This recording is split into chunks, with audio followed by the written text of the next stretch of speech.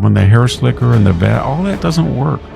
Every once in a while, you put on your Abercrombie and Fish work clothes and you go out by that nightmare train yard by the port of LA, or he goes to the Paradise Fire and he digs a little ash and puts it in a bucket or something. It doesn't work anymore. It's just a total failure. You destroyed the most successful, most beautiful state in the world, and the only reason it's even viable is because people unlike you, Pat Brown, who was a Democrat, but he was a good governor, Ronald Reagan, George McMason, Pete Wilson, they built the state, and you're living on their work, and you're trying to destroy it, but they were so, I don't know, so industrious and so imaginative. Historian and political firebrand Victor Davis Hanson just lit up Gavin Newsom's stealthy push toward the Democratic presidential ticket, and his warning shots aren't pulling any punches. Newsom's momentum is building, with party insiders suddenly warming up to him, but Victor's not buying the buzz. His take is fierce, razor-sharp, and flat-out alarming. You'll want to hear every word. And hey, make sure to subscribe and ring that bell so you never miss another firestorm. Part of this that voters are so fed up with what they see on the streets of their cities that as a politician, you've got to clean up those streets? Yeah, well, that's generally the case, but that's not the inspiration for Care Court. But is there a political factor in this for you? As an electoral strategy, I'm termed out. That's not the issue. The politics here is compassion. Clip. I need to set the scene because, without this moment, you can't fully grasp how scorching his takedown really is. In the clip you just saw, Newsom was pressed on his shiny new Care Court plan, the one supposedly set to fix California's homeless crisis in one sweeping move. The question was straightforward. Is this just a PR stunt to grease his path to higher office? True to form, Gavin sidestepped it with a flurry of polished dodges. That's his brand, beautifully crafted word salads with zero real answers. Thankfully, the interviewer didn't let him off the hook. Termed out here, but does cleaning up the streets of California factor into a potential presidential run? I'm never going to overpromise that in the short run. I mean, we are struggling in this state. You're not answering my question. Homelessness. No, housing and homelessness. People suggest that cleaning up California streets could be part of a larger political strategy for you. I think that's table stakes. I think that's just the foundational responsibility of anyone that gets into my position. That's the day job. It's not about some grand ambition. Absolutely not. Is that a yes or a no? That was a never-ending response to you. Don't just tip my hat to this interviewer, I launch it across the room for actually cornering Gavin Newsom into admitting, if only for a split second, that he was serving up a fresh, steaming plate of word salad to dodge the question. That's no small feat. Newsom, like every other high-ranking Democrat, has perfected the art of talking in elegant circles, sounding deep, while saying absolutely nothing. It's all performance, poetic jargon, progressive buzzwords, and just enough self-righteous flair to keep the woke crowd cheering. Meanwhile, real issues, homelessness, mental health, crumbling infrastructure, get swept aside like last week's headlines. These guys aren't solving problems. They're playing optics chess. And Newsom, he's the undisputed king of the salad bar, which brings us to Victor Davis Hanson's searing takedown. As I said earlier, no one person is more responsible for California's decline. Victor Davis Hanson isn't pulling a single punch. In his view, Gavin Newsom has inflicted more damage on California than most could conjure in their worst political nightmares. To Hanson, this isn't just mismanagement, it's been a slow-motion wreck. After decades in politics, what's Newsom's legacy? Skyrocketing homelessness, spiraling crime, decaying cities, and streets that resemble war zones more than world-class destinations.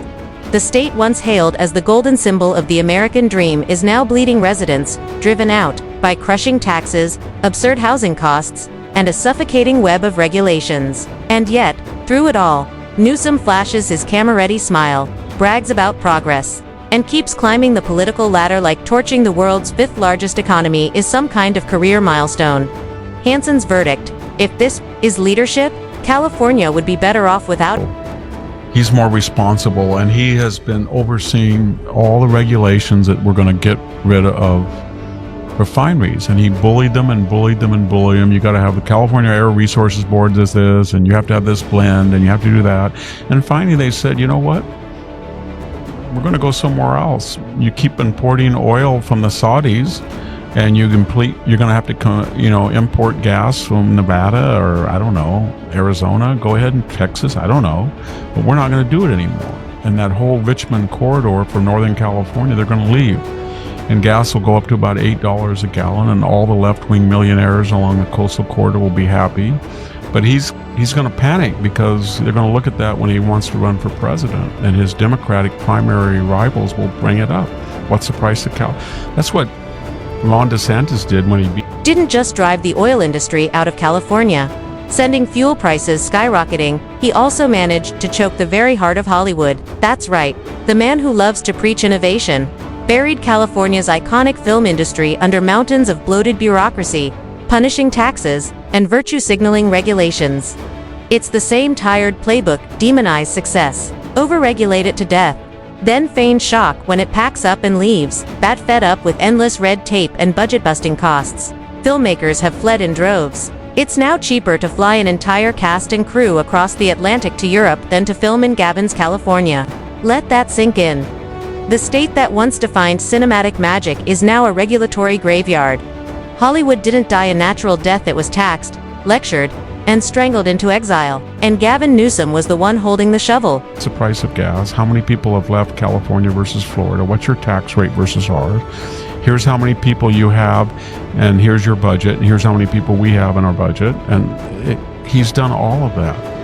And so, remember that line in Animal House where, what was that guy's name? I know everybody knows. Dean Wormel, or what? Wormer? Yeah, he says to the Dean Wormer. Going through life fat, lazy, and ugly. Or is that what he said? Fat, ugly, and lazy is no way to go through life.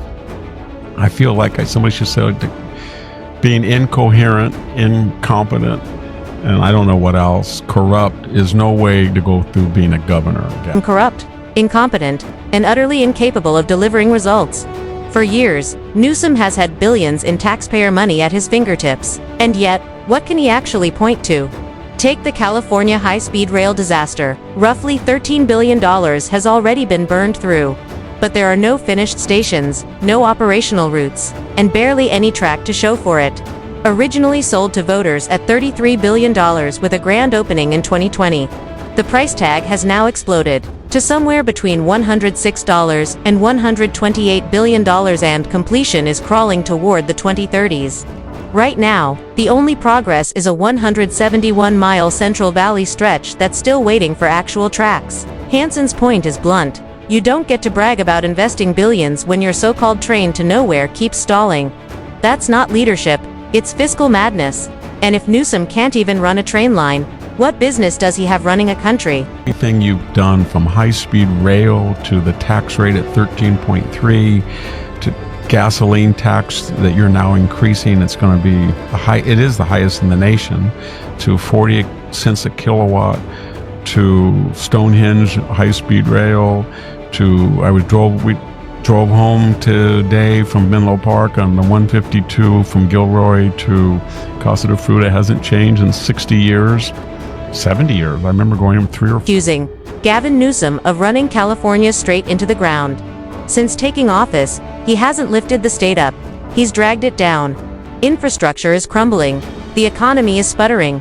Public debt is exploding. Crime is climbing, and the streets are a mess. California, once the envy of America, has become a cautionary tale of failed leadership and empty political theater under Newsom's watch. The state has endured some of its worst wildfires in history, fueled by neglected fire prevention and botched water management. And then there's the anti-ICE protests.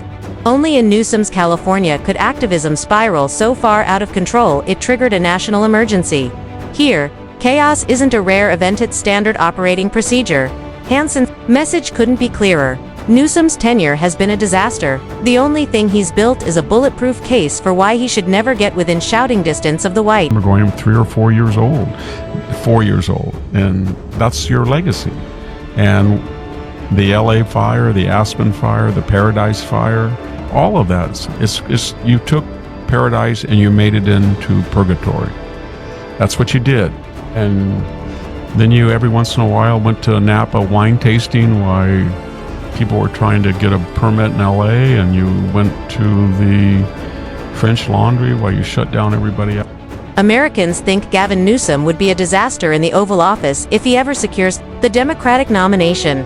Unlike King Midas, who turned everything to gold, everything Newsom touches seems to rot, from crumbling infrastructure and surging crime to catastrophic mismanagement of wildfires and water resources. His record is a walking indictment. And now, in a painfully transparent PR stunt, he's launched a podcast because apparently, that's what failed governors do when they got their eye on the White House. He claims it's about fostering bipartisan conversations and hearing every voice that matters. Please, nobody's buying it. It's political ambition wrapped in faux outreach. Voters see it for what it is. Another vanity project to buff his image ahead of a likely 2028 run. If this podcast is part of his presidential audition, it's not helping. It's just more fluff, less leadership, and America's already drowning. Can't help it. You're living in a $9 million house. Your wife has government contracts. You were a Nepo baby that got everything from the Getty family. And now you're kind of a caricature. He does that little neck thing. What is that? He goes back and forth with his neck. It doesn't work anymore, Gavin. The hair slicker and the vat, all that doesn't work.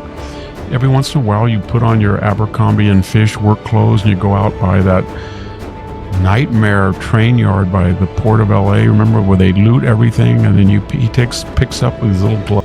This takedown has to sting because it hits Gavin Newsom right where it hurts. He's not some self-made political mastermind. He's the poster boy for elite nepotism. Let's call it what it is. The man's a Nepo baby, propped up by decades-deep ties to the ultra-powerful Getty family. His father was close friends with billionaire Gordon Getty, and Gavin grew up inside that golden circle. That's not pulling yourself up by your bootstraps. That's being handed a silver platter. It's no wonder he's scaled the political ladder so quickly, even while leaving a trail of failure behind. Homelessness, up. Crime, up. Wildfires, out of control. And yet there he is, still grinning for the cameras, still fantasizing about the White House. The only thing more baffling than his record of incompetence is how far he's gotten in spite of it. Take away the Getty fortune, and Gavin Newsom's career would collapse faster than a house of cards in a goes to the Paradise Fire and he digs a little ash and puts it in a bucket or something. It doesn't work anymore. He's just a total failure. You destroyed the most successful, most beautiful state in the world, and the only reason it's even viable is because people unlike you, Pat Brown, who was a Democrat, but he was a good governor, Ronald Reagan, George DeMasian, Pete Wilson, they built the state, and you're living on their work, and you're trying to destroy it, but they were so, I don't know, so industrious and so imaginative. By every measurable standard, Gavin Newsom has been a complete failure as governor of California, and thankfully, his time in Sacramento is almost up. But instead of quietly exiting stage left, he's setting his sights on the presidency. Yes, really. So here's some unsolicited but necessary advice for the Democratic Party. Do not make this man your 2028 candidate. If you do, you're handing the GOP the election on a silver platter. Newsom's record is a political minefield: skyrocketing homelessness, unchecked crime, catastrophic wildfires, a mass exodus of residents, and billions wasted on vanity projects, like the infamous high-speed rail to nowhere. If this is leadership, imagine the disaster he'd bring to the national stage. Electing him would be the greatest gift Republican strategists could ask for. Democrats need a candidate who delivers real results, not one who delivers rehearsed sound bites and dodges accountability. Gavin Newsom's record is one giant red flag propped up by privilege, riddled with failure, and wrapped in media spin. From botched state policies to shameless self-promotion, he's proven unfit to lead at the state level, let alone run the country. If Democrats are serious about winning in 2028, they'd better look elsewhere because, with Newsom at the helm, it's not just a gamble, it's political suicide. And that wraps up today's video. If you enjoyed this scorcher, hit that like button, subscribe, and ring the bell so you never miss our next takedown. Thanks for watching, and I'll see you in the next one.